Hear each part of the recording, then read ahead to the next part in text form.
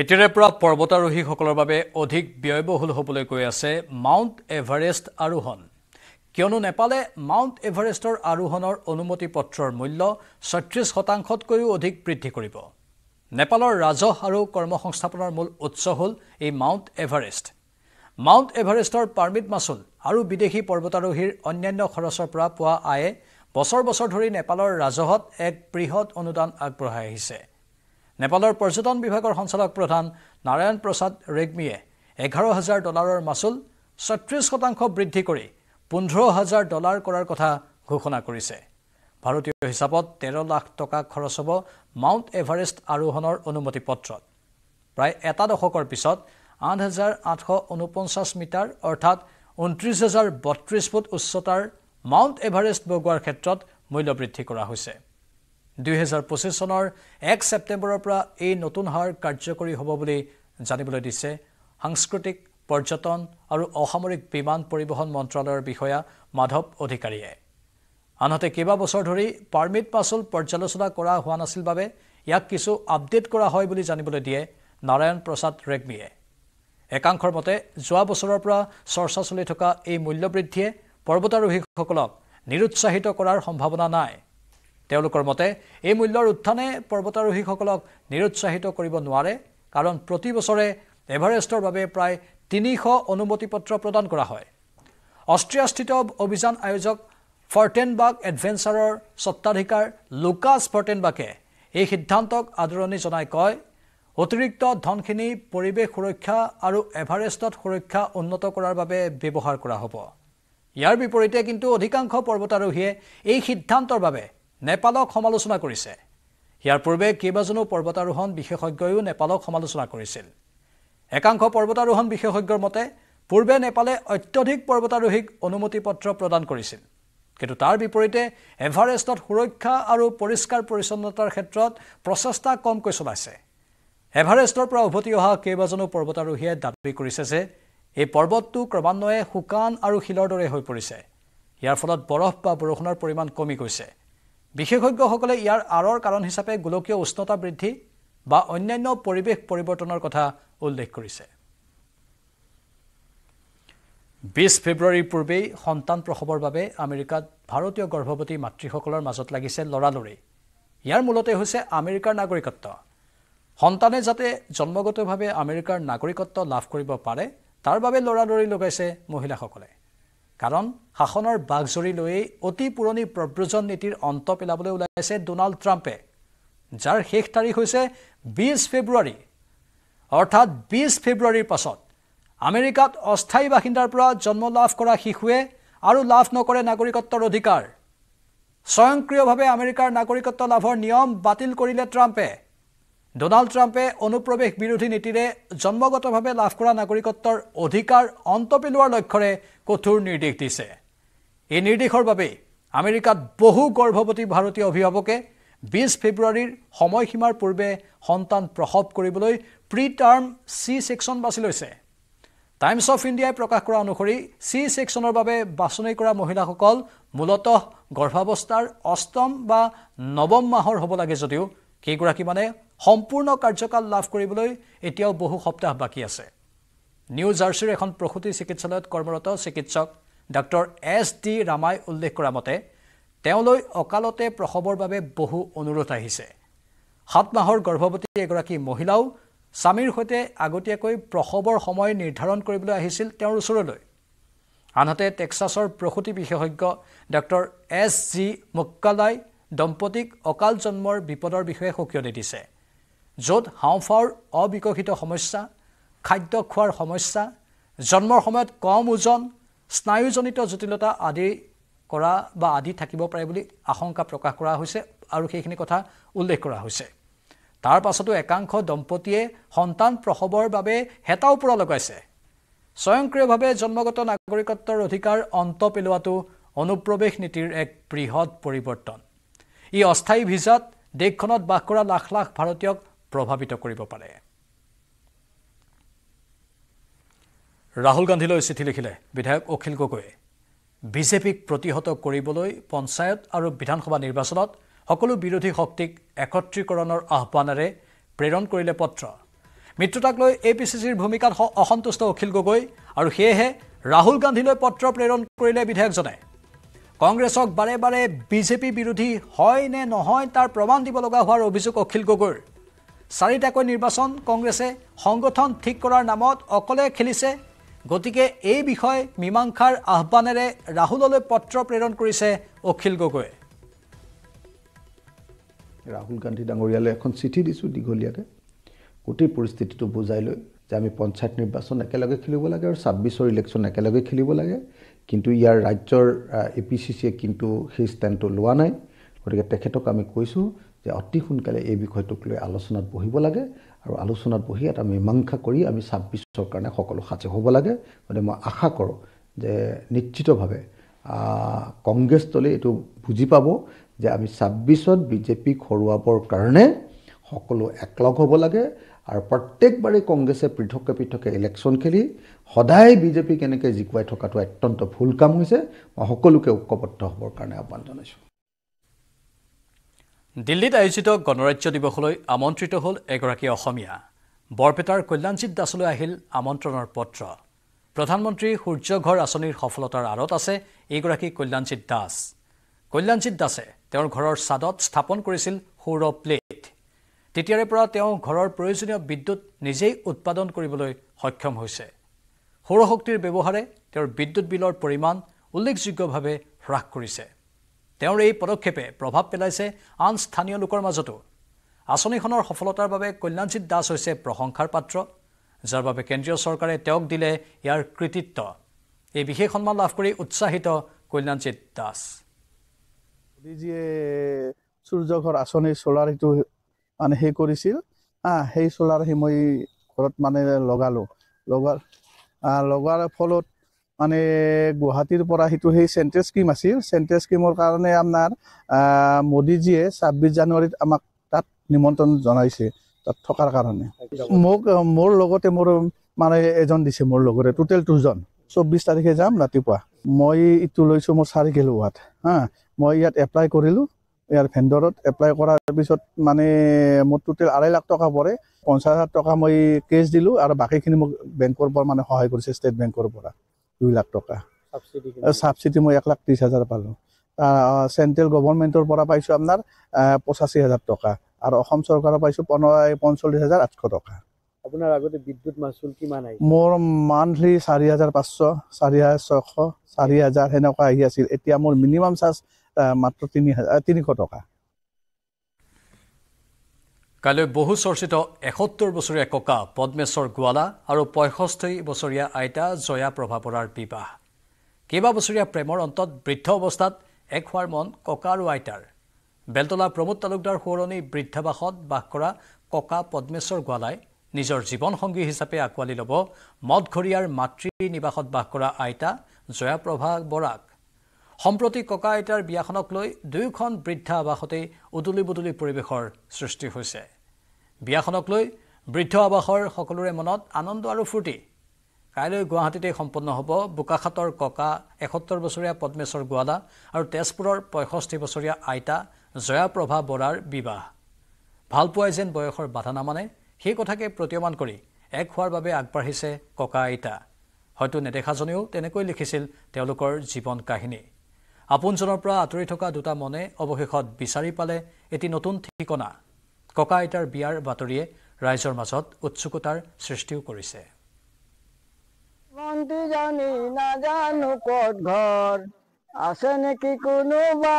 তোমাৰ মৰমৰ জান দিবিহিনে নাই ঐ বুকুৰে মৰম যদিহে কোনোৱে কাষে চপা নাই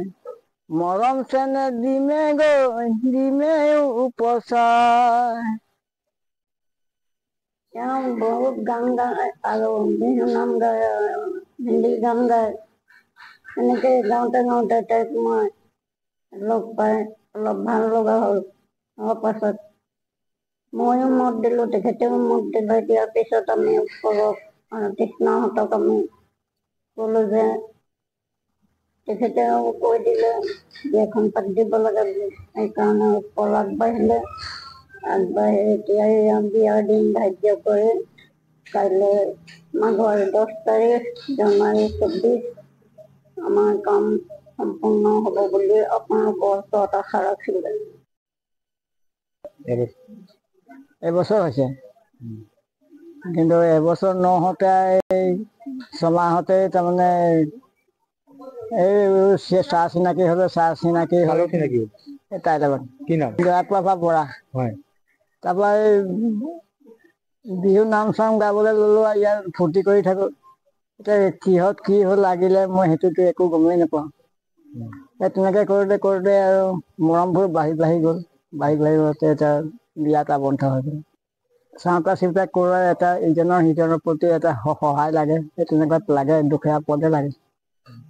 আমি এনেইতো সুখত দৰকাৰ নহয়, কিন্তু দুখত দৰকাৰ হয়। আপোনাৰ এতিয়াতো কালি বিয়াই আৰু আয়োজন কেনেকুৱা চলিছে? আয়োজন ভালে চলিছে, ধুমধাম চলি আছে একদম। গোটেই অসমবাসী ৰাইজকে আমি নিমন্ত্ৰণ দি দিছো। আকৌ এবাৰ ক'লো, গোটেই অসমবাসী ৰাইজ আহিব কাইলৈ বিয়া ককা আইতাত। আৰু ছুপাৰ প্ৰাইমত এইখিনিতে সময় হ'ল বাণিজ্যিক বিৰতিৰ।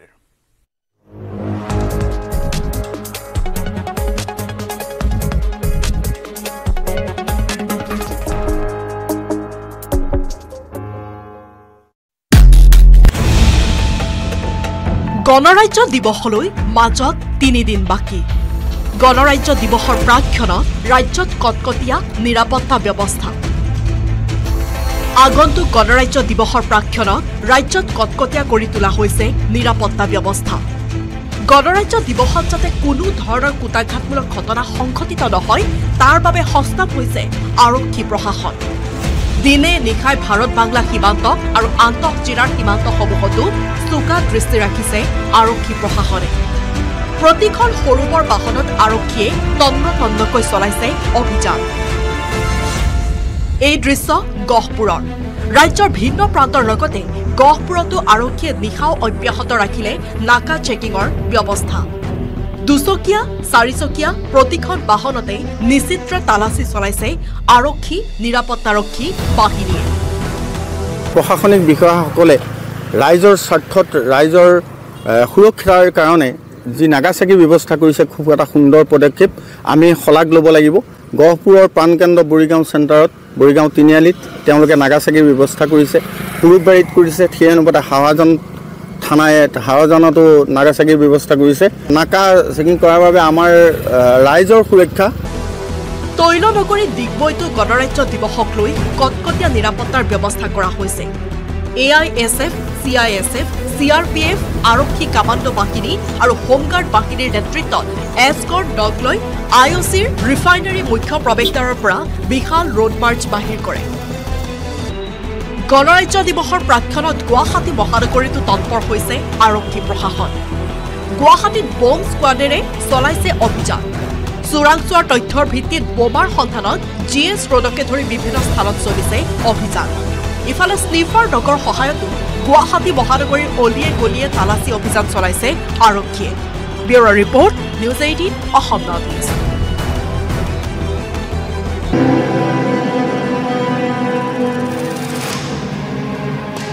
লাইন্স আগবঢ়াইছে এভৰিডে মছালা। সুগন্ধ ৰং আৰু সোৱাদ খাটি এভৰিডে দিয়ে আহাৰৰ জুতি। Everyday spices 100% test.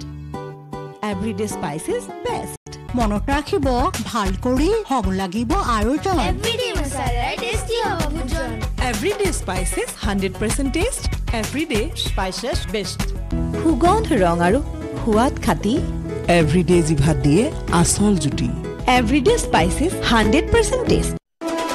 Text headlines আগবঢ়াইছে এভৰিডে মছালা।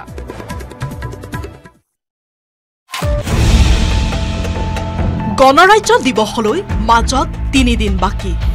গণৰাজ্য দিৱসৰ প্ৰাক্ষণত ৰাজ্যত কটকটীয়া নিৰাপত্তা ব্যৱস্থা। আগন্তুক গণৰাজ্য দিৱসৰ প্ৰাক্ষণত ৰাজ্যত কটকটীয়া কৰি তোলা হৈছে নিৰাপত্তা ব্যৱস্থা। গণৰাজ্য দিৱসত যাতে কোনো ধৰণৰ কুটাঘাতমূলক ঘটনা সংঘটিত নহয় তাৰ বাবে সস্তাপ হৈছে আৰক্ষী প্ৰশাসন। দিনে নিশাই ভাৰত বাংলা সীমান্ত আৰু আন্তঃ জিলাৰ সীমান্তসমূহতো চোকা দৃষ্টি ৰাখিছে আৰক্ষী প্ৰশাসনে। প্ৰতিখন সৰু বৰ বাহনত আৰক্ষীয়ে তন্নকৈ চলাইছে অভিযান। এই দৃশ্য গহপুৰৰ ৰাজ্যৰ ভিন্ন প্ৰান্তৰ লগতে গহপুৰতো আৰক্ষীয়ে নিশাও অব্যাহত ৰাখিলে নাকা চেকিঙৰ ব্যৱস্থা দুচকীয়া চাৰিচকীয়া প্ৰতিখন বাহনতে নিশ্চিত্ৰ তালাচী চলাইছে আৰক্ষী নিৰাপত্তাৰক্ষী বাহিনীয়ে প্ৰশাসনিক বিষয়াসকলে ৰাইজৰ স্বাৰ্থত ৰাইজৰ সুৰক্ষাৰ কাৰণে যি নাগা চেকি ব্যৱস্থা কৰিছে খুব এটা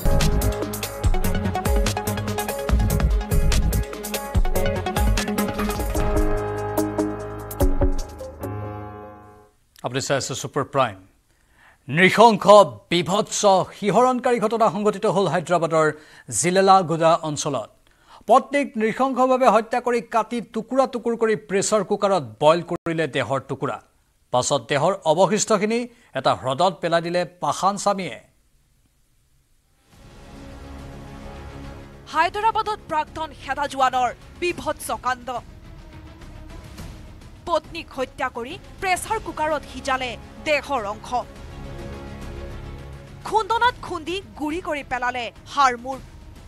চিন মুকাব নোহোৱা কৰি সৰোবৰত উটাই দিলে পত্নীৰ মৃতদেহ 16 জানুৱাৰীৰ পুৱা 8 বজাত স্বামীৰ সৈতে কাজিয়াৰ পাছতে নিৰুদ্দেশ হৈছিল মাধৱী নামৰ দুটি সন্তানৰ মাতৃগৰাকী তিনিদিনে মাধৱীৰ সন্ধান নোলোৱাত হায়দৰাবাদৰ মিৰপেট আৰক্ষীৰ কাষ চাপিল ভুক্তভোগীৰ মাতৃ 18 জানুৱাৰীত এজাহাৰ পোৱা মাত্ৰকে আৰক্ষীয়ে সোধা পোছা কৰিলে স্বামী গুৰুমূৰ্তিক নন্দিয়ালৰ মাকৰ ঘৰলৈ যোৱাৰ বাবে জেদ কৰা বাবেই মাধৱীৰ সৈতে কাজিয়া লগাৰ কথা আৰক্ষীক জনালে প্ৰাক্তন সেনা জোৱান গুৰুমূৰ্তিয়ে কিন্তু এই ভাষ্যত পতিয়ন নগৈ আৰক্ষীয়ে মাৰাথন জেৰা চলালে গুৰুমূৰ্তিক তেতিয়াই পোহৰলৈ আহিল পত্নীক হত্যাৰ পাছত মৃতদেহ টুকুৰা টুকুৰ কৰি প্ৰেছাৰ কুকাৰত মঙহাল অংশ সিজোৱাৰ লগতে খুন্দনাত খুন্দি হাড়মূৰ গুৰি কৰাৰ ভয়ংকৰ কাণ্ড হাড়মূৰৰ গুৰি আৰু সিজাই পেলোৱা মাংস মিৰপেট সৰোবৰত পেলাই দিয়াৰ কথাও স্বীকাৰ কৰিছে ঘাতক স্বামী মূৰ্তিয়ে কিন্তু ঘাতকৰ ভাষ্যৰ আধাৰত মিৰপেট সৰোবৰ চলাত কৰিও মাধৱীৰ মৃতদেহৰ সামান্যতম অংশ এতিয়াও উদ্ধাৰ কৰিব পৰা নাই আৰক্ষীয়ে সময় আগবঢ়াৰ লগে লগে গুৰুমূৰ্তিৰ এই ভাষ্যটো সন্দেহ উপজিছে মিৰপেট আৰক্ষীৰ উলহ পালহেৰে কন্যাৰ 8 বছৰীয়া জন্মদিন পালন কৰাৰ কিছুদিনৰ ভিতৰতে কাল ধুমুহাই থানবান কৰি দিলে পৰিয়ালটো নিজ হাতে পত্নীক হত্যা কৰি দেহৰ অংশ বিশেষ প্ৰেছাৰ কুকাৰত সিজাই দিয়াৰ কথা স্বীকাৰ কৰা গুৰুমূৰ্তিক ফাঁচী কাঠত ওলোমোৱাৰ দাবী মাধৱীৰ পৰিয়ালৰ লগতে আন বহুজনৰ bureau report news 18 Assam north east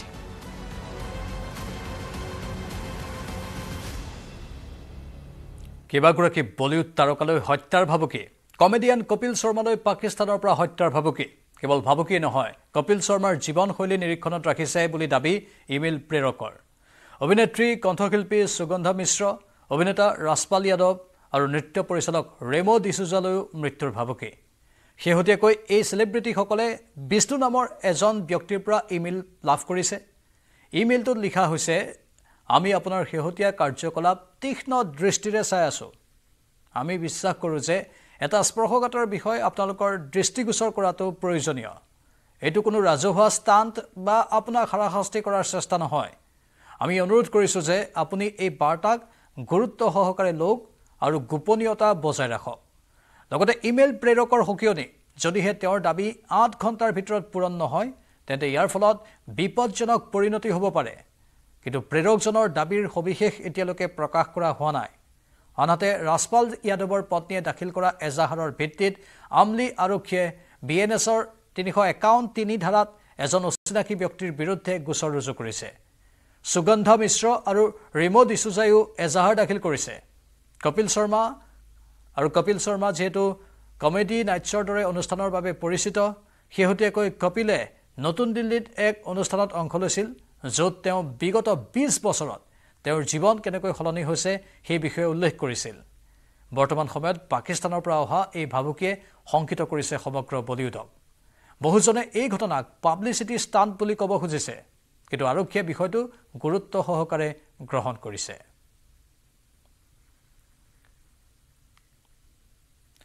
বৰগীত গধুৰ বিষয় গুৰু শিষ্যৰ পৰম্পৰা ৰক্ষা কৰি বৰগীত পৰিৱেশন কৰিব লাগে অসমৰ সংগীত ক্ষেত্ৰত প্ৰথমৰ পৰাই দায়বদ্ধতা আছে উজান বজাৰৰ শহীদ নিয়াসত এটি বৰগীত মুকলি কৰি এই মন্তব্য কণ্ঠশিল্পী অনিন্দিতা পলৰ নগাঁৱৰ নৱৰূপ জাতীয় বিদ্যাপীঠ আৰু পৰিধিৰ প্ৰযোজনা তথা সৌৰভ মহন্তৰ পৰিচালনাৰে মুকলি কৰা হৈছে অনিন্দিতাৰ এই বৰগীত অনিৰুদ্ধ বৰুৱাৰ দ্বাৰা দৃশ্যগ্ৰহণ কৰা গীত দুটি দৰ্শকে আঁকোৱালি ল'ব বুলি আশাবাদী কণ্ঠশিল্পীগৰাকী বৰগীত মুকলি অনুষ্ঠানত উপস্থিত থাকে কেইবাগৰাকীও বিশিষ্ট ব্যক্তি নৃত্যৰ কাৰণে আচলতে এটা খুব উত্তম গীত হোৱা বুলিয়ে মই ক'ম কাৰণ তেনেকৈ মই উদ্ধৱস্থলহো নৃত্যৰ তেনেকৈ কৰা বহুত দেখিছোঁ বহুত শিল্পীয়ে কৰা সেইটো জাষ্ট এটা চেষ্টাহে কৰিছোঁ সকলোৰে আশীৰ্বাদ লাগিব এইটো আৰম্ভণি যেনেকৈ আমি কমাৰ্চিয়েল গানবোৰ গাই আছোঁ ইমান বছৰে চিনেমাৰ গান গাইছোঁ নিজৰ গীত গাইছোঁ বেলেগৰ কম্পজিশ্যনো গাই আছোঁ লগতে ভাবিছোঁ যিহেতুকে আমি অসমীয়া প্ৰথম আৰু অসমৰ সংগীত ক্ষেত্ৰলৈ আৰম্ভণিৰ পৰা মোৰ এটা দায়বদ্ধতা আছে বুলি মই সেইটো গ্ৰহণ কৰি লৈছোঁ সেইটো মোৰ ৰেছপনচিবিলিটি মই যিমানে বম্বেত থাকোঁ কিন্তু মই খাটি অসমীয়া আৰু অসমৰ সংস্কৃতিৰ প্ৰতি মোৰ এটা বিৰাট দায়িত্ব আছে তো তাৰে এটা মোৰ সপোন এটা ৰূপান্তৰ কৰিলে আচলতে নৱৰূপ জাতীয় বিদ্যাপীঠ নগাঁও আৰু পৰিধিয়ে মই তেওঁলোকৰ ওচৰত চিৰকৃতজ্ঞ আৰু আশা কৰোঁ ৰাইজে গীত দুটি আঁকোৱালি ল'ব আৰু ভুল ত্ৰুটি হ'লে ক্ষমা কৰিব কাৰণ একদম আৰম্ভণিহে এডভান্টেজ অসমৰ দ্বিতীয় সংস্কৰণ সফল কৰাৰ অৰ্থে জাপানত ব্যস্ত মুখ্যমন্ত্ৰী হিমন্ত বিশ্ব শৰ্মা অসমত বিনিয়োগৰ আৰ্জিলৈ জাপানত কেইবাগৰাকীও মন্ত্ৰীৰ লগতে বহু উদ্যোগপতিৰ সৈতে মত বিনিময় কৰে মুখ্যমন্ত্ৰীগৰাকীয়ে এই বৈঠকত জাপানী কোম্পানীসমূহৰ বাবে নিবেদিত এখন ঔদ্যোগিক উদ্যান স্থাপনৰ অসম চৰকাৰৰ উদ্দেশ্যৰ বিষয়ে আলোকপাত কৰে মুখ্যমন্ত্ৰীগৰাকীয়ে অসমৰ পৰা অহা প্ৰতিভাৱান যুৱক যুৱতীসকলে জাপানত দক্ষ শ্ৰমিকৰ চাহিদা দূৰ কৰাত কেনেদৰে সহায় কৰিব পাৰে সেই বিষয়ে বৈঠকত স্থান লাভ কৰে জাপান ভ্ৰমণ কালত মুখ্যমন্ত্ৰীগৰাকীয়ে জাপানৰ ন্যায় বিভাগৰ ৰাজ্যিক মন্ত্ৰী কুমুৰা মাছাহিৰো আৰু ভূমি আন্তঃগাঁথনি পৰিবহণ আৰু পৰ্যটন বিভাগৰ ৰাজ্যিক মন্ত্ৰী ফুৰুকাৱা ইয়াছুচিৰ সৈতে আলোচনা কৰে জাপান আৰু অসমত পৰ্যটনৰ সম্ভাৱনা আৰু প্ৰচাৰৰ কথা আলোচনা কৰাৰ লগতে ইউনেস্কোৰ বিশ্ব ঐতিহ্য ক্ষেত্ৰ হিচাপে চৰাইদেউ মৈদামৰ অন্তৰ্ভুক্তিকে ধৰি পৰ্যটন কেন্দ্ৰিক বিভিন্ন বিষয়ত আলোচনা কৰা হয় গল্ফ খেলপথাৰৰ পৰা আৰম্ভ কৰি চাহ বাগিচা তথা কাজিৰঙা ৰাষ্ট্ৰীয় উদ্যানলৈকে জাপানী পৰ্যটকৰ বাবে সুবিধাৰ বিষয়ে মন্ত্ৰীগৰাকীক অৱগত কৰে ইয়াৰ লগতে মাইক্ৰন মেমৰি ফেচিলিটিৰ উপাধ্যক্ষ জুচুয়া লিৰ সৈতে মত বিনিময় কৰি অসমৰ ছেমিকণ্ডাক্টৰ উদ্যোগৰ বিকাশ যাত্ৰাৰ অংশীদাৰ হ'বলৈ আমন্ত্ৰণ জনায় এডভান্টেজ আছাম 2.0 ৰোড শ্ব'ত জাপানৰ ৮০গৰাকীতকৈ অধিক উদ্যোগপতিৰ সৈতে হোৱা বাৰ্তালাপে এক আশা ৰেঙনি কঢ়িয়াই আনিছে সময় হৈছে ছুপাৰ প্ৰাইমৰ পৰা বিদায় লোৱাৰ নমস্কাৰ